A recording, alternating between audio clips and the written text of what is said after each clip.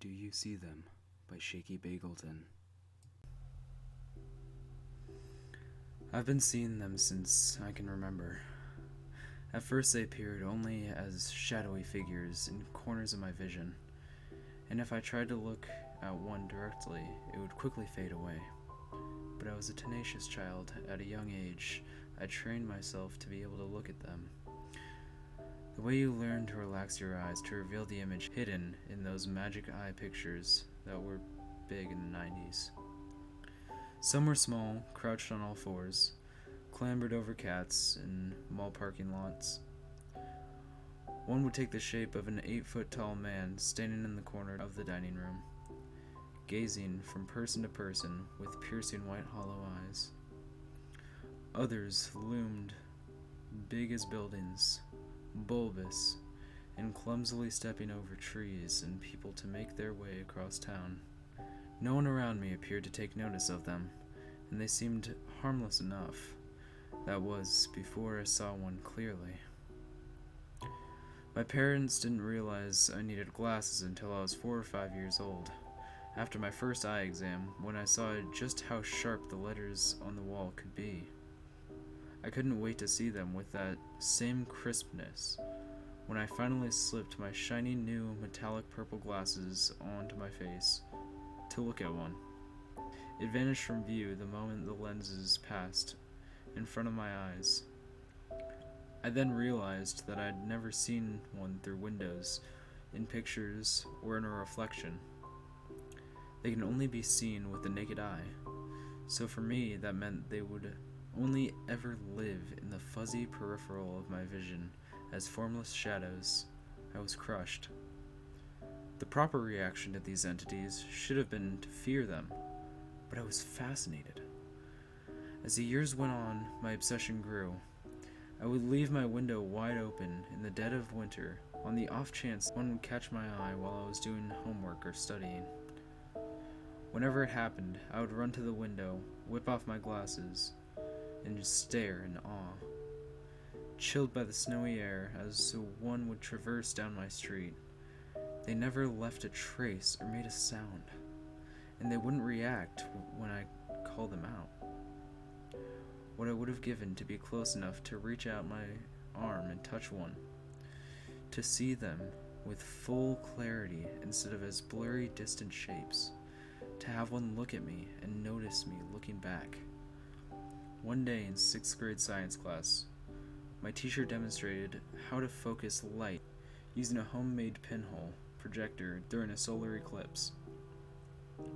We all went outside and made a pinhole in a piece of thick construction paper so we could hold it up to a wall and cast a crisp crescent-shaped shadow on the side of our school building. I can't remember all the details, but she explained that while it's dangerous for us to stare directly at the sun, we could use the pinhole projector to watch the eclipse pass by in shadow because of how the pinhole emits light while removing refractive errors to perform a crisp image.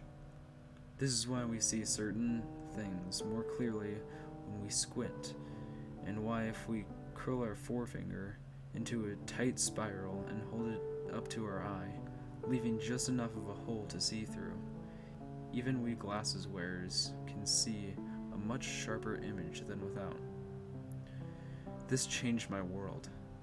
It wasn't perfect and severely limited my field of vision, but by making a pinhole with my finger, I could see more detail in them than I ever could before. Instead of amorphous blobs crawling or walking or dragging themselves across my view, I could see defined outlines of fingers and their long, gangly limbs hanging at their sides. It was better, but not ideal. The more clearly I could see them, the more I needed to see them perfectly. If only I could get close enough and see one an arm's length from my face, where my natural vision was at its best. Growing up, I would have occasional bouts of sleep paralysis. And one night when I was nearly 14, I saw him at the foot of my bed. Unable to move, my heart began to race, and the blood pounded in my ears. I wasn't scared of him. Not him. but excited by the fact that one was so close and finally seemed to be taking notice of me. He stood at my feet, towering over me, and cocked his head. I could barely make out his shape in the moonlight, but how I wished I could move just so I could sit up and be face to face with him. Even in darkness, maybe I could see some of the details of his shadowy form. Calm down, I told myself. Breathe, relax, and soon you will break free from the spell of this horrific place between waking and dreaming, so you can get closer. Oh, how I wish he would come closer. Almost as though he could hear my internal plea, he lazily lifted his arm, limply dragged his delicate fingers across the edge of my bed, and rested them on the mattress in order to pull himself toward me. He crawled slowly onto my bed, sprawled over my legs on all fours, elbows and knees pointed towards the sky in a spider-like stance. His movements were cautious, hesitant, animalistic but polite. I was elated. Then I heard him whisper. Until then, I had never heard one make a sound. I assumed they were incapable, but I think he had been learning. Gah! He let out a guttural sound, testing his voice in the silence of the night. Girl. He spoke gently, unsure. Hello, girl. Hello. He sounded as though he were coaxing a strange cat in an alley to come to him, so he could pet it, feed it, or maybe take it home. I could tell I was beginning to wake up from this episode of sleep paralysis, and I started to wiggle one finger at a time. Finally, I was able to slowly lift my right hand to my eye, curling my finger to make that pinhole so I could try to see the details of his face.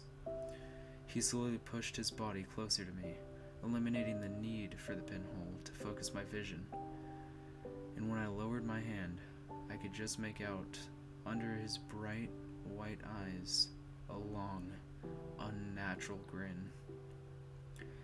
Hello, girl. He crooned in a smooth, detached voice, without moving his mouth. Come in. Come in. In. Come in. In. He dragged his left arm across my blanket and lifted one finger lazily to his mouth, which seemed to unzip as he parted his lips into a gaping void that smelled like death. In. In. In. The tone of his voice became increasingly desperate with each iteration of the word. In. In. My admiration quickly turned to terror, and I forced my body to move at last, leaping from my bed and slamming into the wall, where I flicked on the light. When I turned to face the fully illuminated room, I saw a tangled scramble of a shadow, and limbs scurrying out of my window. I flew across the room and slammed the window shut. I haven't opened it since. After that night, my feelings about them changed. I could no longer bear having them suddenly appear in the corners of my vision. I felt defenseless. I haven't heard them or had any of them touch me before or since, but I couldn't stand the sight of them anymore. I began wearing contact lenses so I would never have to see them again. Until yesterday. I'm a college student now, working on my master's degree, and I'm trying my best to live a normal life. As a child, any mention of my imaginary friends either had me sent to counseling or reprimanded for acting immature and being lost in my fantasies. So I decided to stop mentioning them, stop researching them, and eventually I almost stopped thinking about them. It had been well over a decade since he spoke to me, and I pushed far out of my mind the idea that they could be anywhere at any time, or could even cause me harm. Yesterday, however, while I was walking between buildings across campus, I saw one, acting erratically. They were shouting at nothing and flailing their arms in front of their face, and I felt a wave of worry overcome me. Assuming that they were unwell, the faces on the people in the area showed nothing but contempt for them, and this lack of compassion upset me. I had some time, so I approached the person in order to see if I could help in any way. They continued to wave their arms and shout, falling to the ground and scrambling away before standing and flailing their arms again, taking no notice of me as I approached. The closer I got, the better I could hear what they were shouting. "I can see you!" they screamed. "Get away from me! You're not like them! You're not like them! Why could you touch me? Get back! Get back! Stay away! Oh, please stay away!" they pleaded as they fell into a sobbing heap on the ground. "Hey, it's all right," I spoke softly as I reached out to help. When they screamed and thrashed, they inadvertently struck my face. With the impact, one of my contacts flew right out of my eye, and I scrambled on the ground to find it. It took me a while to notice, but at some point, while my back was turned, their screaming had stopped. I turned to my assailant, and they were gone. "Hello, girl," he whispered into my ear, and my blood ran cold as his breath swept across the side of my face. I turned to face him, and with split vision I saw his grinning face inches from my own. In one crisp contact-clad eye, I saw only the trees behind him. But with the other, I finally saw what I longed to see for so long as a child.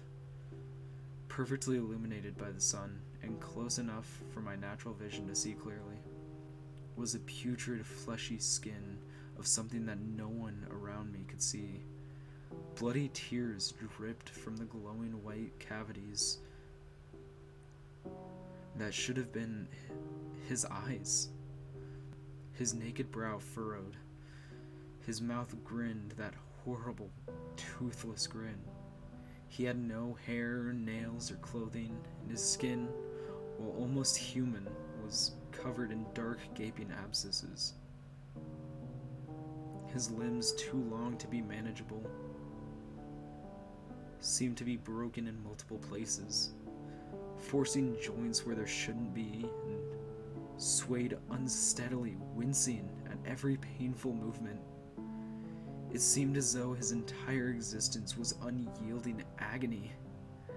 I almost pitied him, seeing the anguish in his eyes, but his grin betrayed the antipathy he felt towards me.